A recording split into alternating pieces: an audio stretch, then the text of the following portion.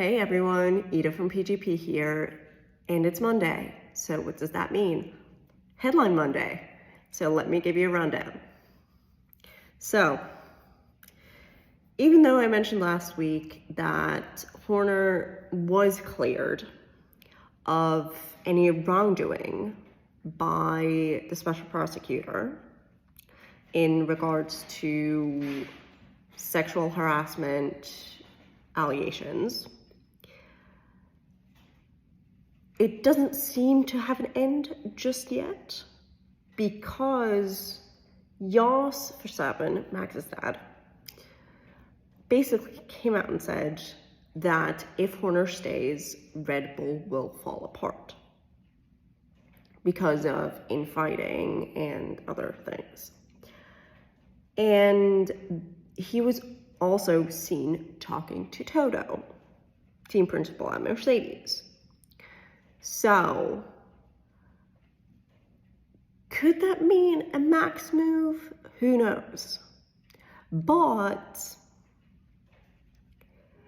what kind of stoked the fires of a Max Mercedes move was what came out late last week, which was that now Helmut Marko is under investigation for potential media leaks. And if you've been following the sport for a while, you know Helmut loves talking to the media. Like, he oftentimes just, I want to say almost yaps to them, because he talks to them so much. And to the point where he's so chummy with German-speaking media, such as Sky Germany and ORF, the Austrian broadcaster, that on Friday, apparently, he approached them and said, interview me, but cover XYZ topics, because that's what I'm going to talk about. And that's unusual, especially for someone that's technically not affiliated with Red Bull Racing, because he's technically in charge of their junior program, not Red Bull Racing itself. And honestly, so knowing that how much he likes to talk to the media, the investigation is warranted, and there might be truth to it.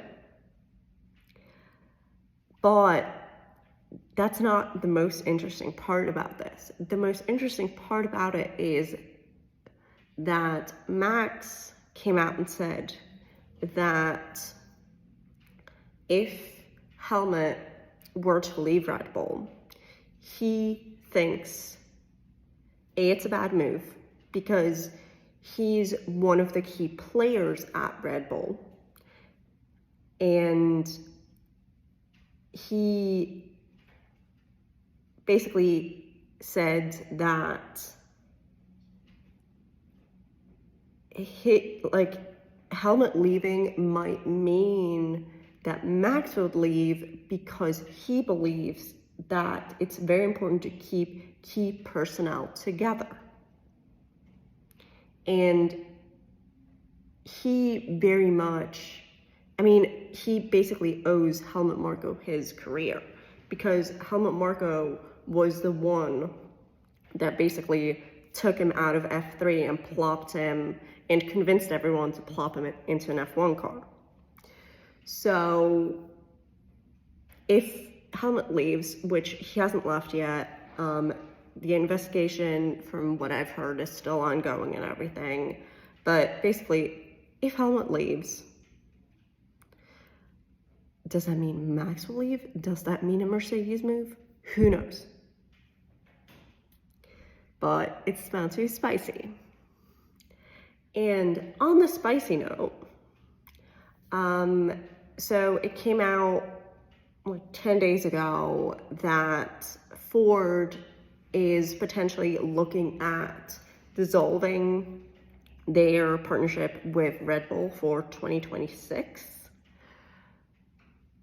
Well, now they actually backed one of Red Bull's F1 Academy drivers, Emily de Heus, probably butchered that, apologies, by basically letting her drive with the Ford logo on her car as well as on her race suit. So what is going on there? No one knows. Like, apparently Ford is trying to back out of the F1 partnership, but at the same time they're backing F1 Academy driver. What's happening? Granted, there might be a reason for Ford to want to back out of the Red Bull Racing partnership, due to the fact that they're in some financial trouble because of how heavily they gambled with electric vehicles. They basically invested way too much money into the project and have nothing to show for it. So it will be interesting to see what will happen there. But from Red Bull to Ferrari.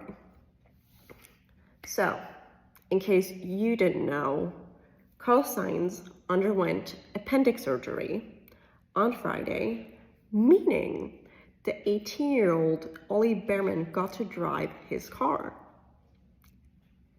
And he got points on his debut. And if you want to know how he got those points and what else happened during the race in Saudi, check out our podcast episode that's dropping on Wednesday.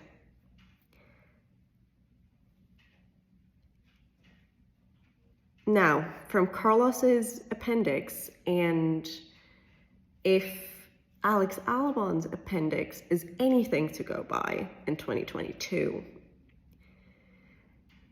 there might be a domino effect. Who knows? But anyway,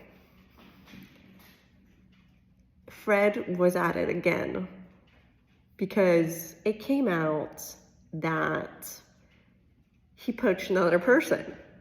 This time he poached Mercedes consultant in charge of driver development, Jerome D'Ambrosi, and he's set to join Ferrari, obviously. However, the role he will hold at Ferrari is not clear yet, but given his previous role at Mercedes, it's probably driver development or something like that. But he will join at the beginning of next year because his Merc contract expires this year. And then we have Alpine. While they didn't have a great race, again, if you want to know more, listen to our episode, there might be a reason for it because the drama continues.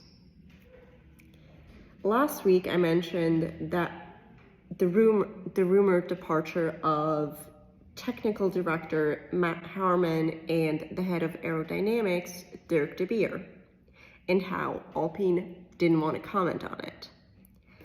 Well, they finally commented and said, yes, that happened. But because of that, they also came out and said that they're now going to follow a 3-pillar model, similar to McLaren's model, where instead of one person being in charge, 3 individuals are being basically put in charge. And that would be the technical engineering director, the technical aerodynamics director, and the technical performance director. And those 3 people are all promotions from within. Because, as I just mentioned, the head of aerodynamics and the technical director just left. So, what else is there? Well, Williams. If you might recall, in Bahrain, they had steering wheel issues, especially Logan. Well, they came out and said that for Australia, next race at the end of the month, they will have a full fix, and that Logan drove with a temporary fix in Saudi.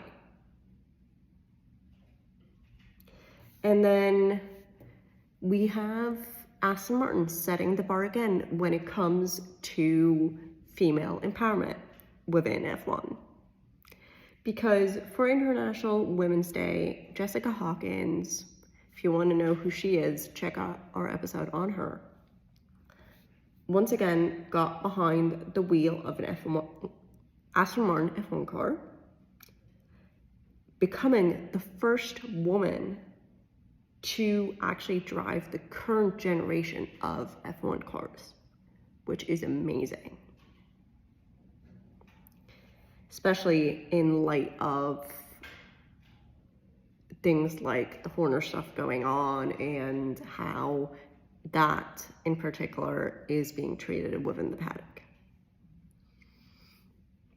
And then we have some FIA news, because things were spicy there too last week.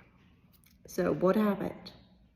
So the FIA president, Ben Sulayem, is under investigation regarding race fixing in Saudi Arabia in 2022